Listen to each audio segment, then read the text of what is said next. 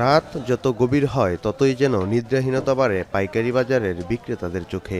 রমজানের রাতেও ব্যস্ত সময় পার করতে হয় জীবন জীবিকার তাগিদে।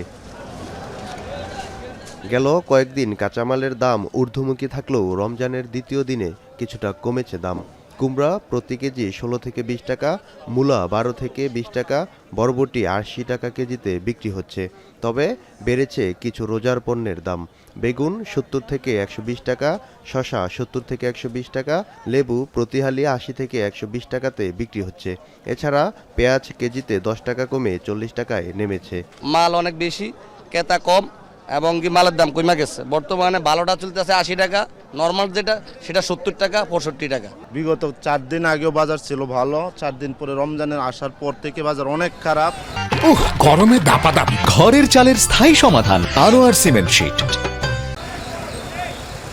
পাইকাররা বলছেন আগের চেয়ে কাঁচামালের চাহিদা কমেছে, একই সঙ্গে সরবরাহেও পরিবর্তন এসেছে। ক্রেতার সঙ্গে খুবই কম, মানে রোজার আগে ২-৩ দিন বেশি ছিল ক্রেতা।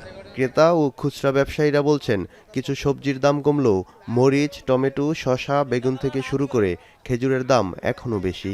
রোজার আগে একটু সস্তা ছিল, এখন একটু বাড়তি ফেলা। কালকের তো না যে মরিচ আরো ২০০ টাকা বাড়ি গেছে। দামের নিয়ন্ত্রণেই আছে, কিন্তু যে কিছু কিছু মাল যেহেতু মনে করেন যে বেগুনগুলা ইফতারির সময় লাগে অনেক, এই জন্য এগুলোর দামের একটু বৃদ্ধি।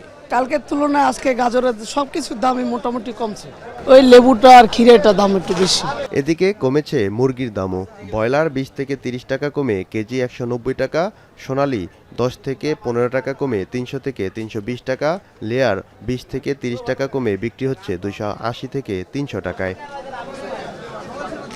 ক্রেতাদের আশা তদারকি সংস্থার অভিযান ও সরবরাহ ব্যবস্থা ঠিক থাকলে ভোগান্তি আরও কমবে। ফেরদৌস রহমান, এখন, ঢাকা।